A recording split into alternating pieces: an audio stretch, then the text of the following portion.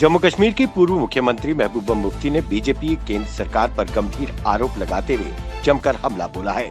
उन्होंने कहा कि मैंने बीजेपी के उस संधि पर हस्ताक्षर करने से मना कर दिया था कि मारे गए आतंकियों के शवों को उनके परिवार को सौंपा नहीं जाना चाहिए और जम्मू कश्मीर में जमाते इस्लामी पर बड़ी कार्रवाई शुरू की जाए। वहीं उन्होंने कहा कि बीजेपी ने जम्मू कश्मीर की अर्थव्यवस्था को चौपट कर दिया है। उन्होंने कहा कि हम 370 और अपने अधिकारों के लिए लड़ते रहेंगे।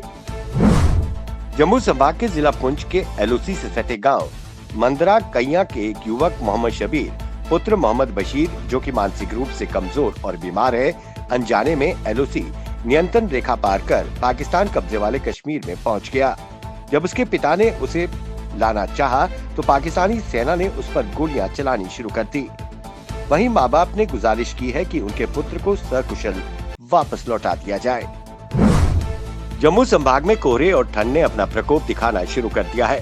पूरे प्रदेश के ऊंचे पहाड़ों पर भारी बर्फबारी जारी है, तो वहीं मैदानी इलाकों में कहीं कहीं बारिश की वजह से तापमान में भारी गिरावट दर्ज की गई है। इसी क्रम में डोडा के पर्वतीय क्षेत्रों में रात से ही बर्फबारी जारी है। चारों ओर पहाड़ सफेद चादर से ढक गए हैं। सर्दी से बचने के लिए लोग घर में अलाव का सहारा ले रहे हैं और बाहर बर्फबारी जारी है। डायरेक्टर हॉर्टिकल्चर कश्मीर एजाज अहमद भट्ट ने ACHD जैनापुरा में इंजीनियर PNM के साथ दौरा किया और वहां चल रहे विकासात्मक कार्यों और नए imported apple clonal root stock का जायजा लिया। यहाँ नीदरलैंड से इंपोर्टेड रूट स्टॉक को सफलतापूर्वक ट्रांसप्लांट किया गया है।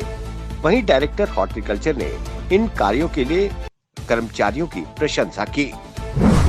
जम्मू कश्मीर संभाग के विंटर जोन के 10वीं और 12वीं की परीक्षाएं देने वाले बच्चों के रिजल्ट्स के लिए अभी लंबा इंतजार करना पड़ेगा। फाइनल एग्जाम्स के रिजल्ट्स मार्च से पहले नहीं घोषित किए जाएंगे। इस बात की जानकारी JK बोस की चेयरमैन वीना पंडिता ने स्वयं दी है।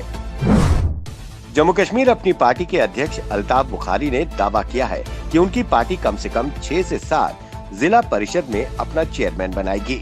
इसके लिए इंडिपेंडेंट समेत दूसरी सियासी पार्टियों के परिषद सदस्यों का साथ लिया जाएगा। जम्मू कश्मीर अपनी पार्टी ने 12 सीटों पर जीत हासिल की है।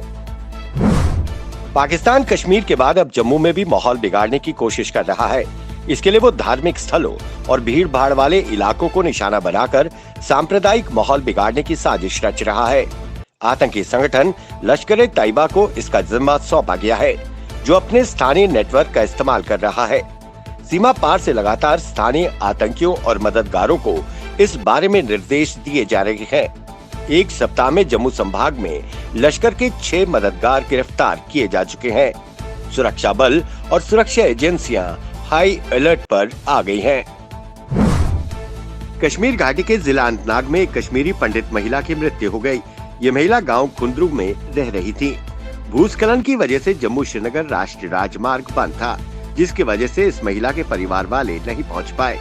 ऐसे में सांप्रदायिक सौहार्द और भाईचारे की अपनी परंपरा को कायम रखते हुए कश्मीरी मुसलमानों और पंडितों ने एक बार फिर दक्षिणी कश्मीर के अनंतनाग जिले के खुंद्रू में पूरे हिंदू रीति रिवाज के साथ इस महिला का अंतिम संस्कार किया। जिला रामबन के SSP हसीबुर रहमान ने गरीब परिवारों के बीच गृह मंत्रालय द्वारा प्रदान की गई कोविड-19 सुरक्षा किट का वितरण किया। इस समारोह में DYSP headquarter Rajendra Singh Chib, DISP दार वकार भट्ट व अन्य अधिकारी मौजूद थे।